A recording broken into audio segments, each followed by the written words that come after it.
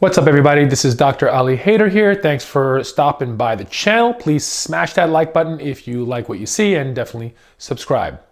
So I've had a lot of questions lately from friends and family on what you should do if you think you have COVID-19 symptoms or if you were potentially exposed to somebody who did test positive for COVID-19. So I figure let's go over some tips on what you can do. Now the good news is 80% of the people who get infected with COVID-19 are going to have mild symptoms. These are going to be symptoms that you can ride out at home and are not going to require hospitalization. 20% of the people who get infected are going to require hospitalization, and a small proportion of those are additionally going to require ICU care and potentially ventilation and a higher level of care. Now again, it's true that most of the people who get really sick and die are older and people with other underlying disorders, but still important to remember that young people can still get very sick. Again, unlikely, but it definitely has been happening. Now let's quickly just review what the symptoms are. Now the symptoms of COVID-19 are really similar to any other viral infection or flu-like symptoms. Now 80% of the people who are presenting with COVID-19 are going to have a fever. This can be a low-grade fever or potentially a higher fever, but that's probably the most common symptom. Second most common symptom is a cough. That cough can be productive of sputum or light sputum, or it could also be a dry cough. Other common symptoms include fatigue, body aches and malaise, okay? And sometimes GI symptoms such as nausea and diarrhea. By and far, those are probably the most common symptoms that we're going to see, but you may have one, you may have all, and occasionally you may have none.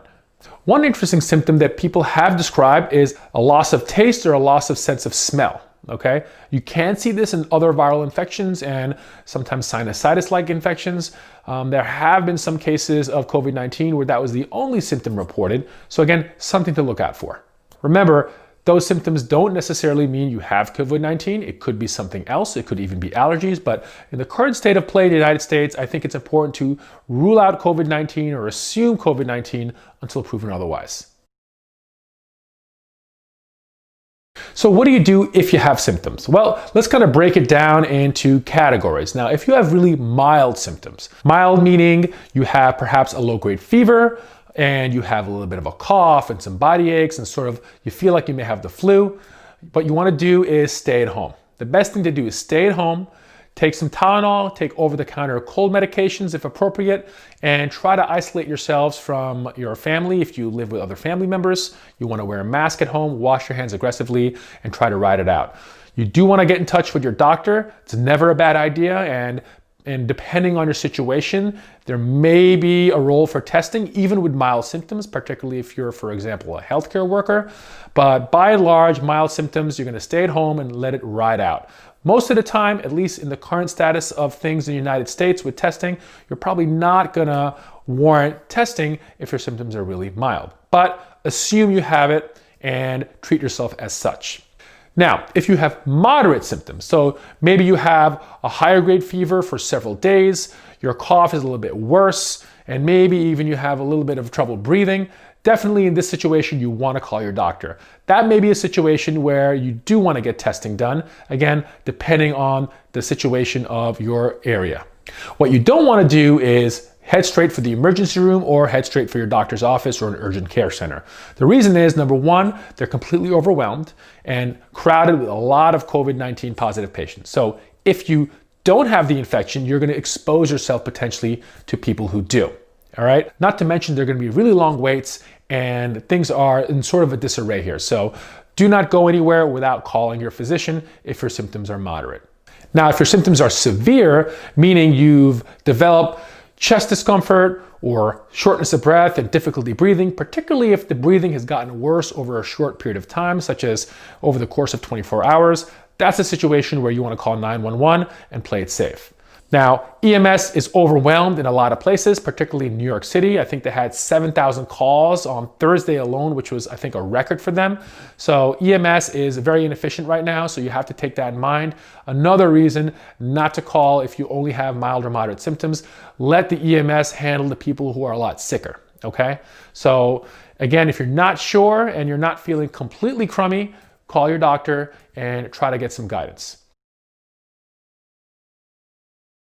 Now, if you don't have a doctor, what you can also do is Call your insurance company. There's a lot of teledoc services and telehealth services where you can get a physician on the line or even video chat, and they can help you figure out whether or not you may need to go see a doctor or you may need to get tested. So use those resources. You can also go online from your local town and city and try to find out where there may be availability to speak to a physician on the phone, because these services are popping up to let people stay home but still have access to a physician if they otherwise didn't have one. Now, if it's up to me, we would test everybody. Broad testing, kind of what South Korea did and what Singapore did. They tested people who were symptomatic and asymptomatic. That way they were able to isolate the patients who actually were COVID-19 positive, even the ones who didn't have symptoms. Because remember, there is a large chunk of people who have zero symptoms but could still spread the virus. Now, in the United States right now, we're still not up to par to be able to do that. Testing is still very limited.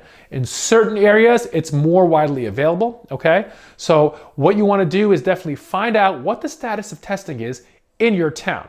You can go to your town's local website and get that information, or even call the town hall and try to find out what the status of testing is, if drive-through testing is available. Now there's drive-through testing that's been popping around, all right, and these may be avenues for yourself to get tested if you have mild or moderate symptoms. Now remember, these drive-through centers are appointment only, so don't just show up somewhere. Make sure you call first, and you can find that information online. It is important to note that even if you have mild or even moderate symptoms that's not going to require a hospitalization, testing is not necessarily going to change management. We don't have any approved medications for this, so it's just supportive care.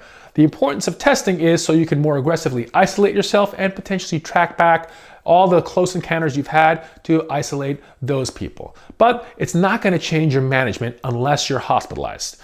The most important people to get tested are hospitalized patients and healthcare workers, so we can really pay attention to the sick people and the people who are taking care of these sick people.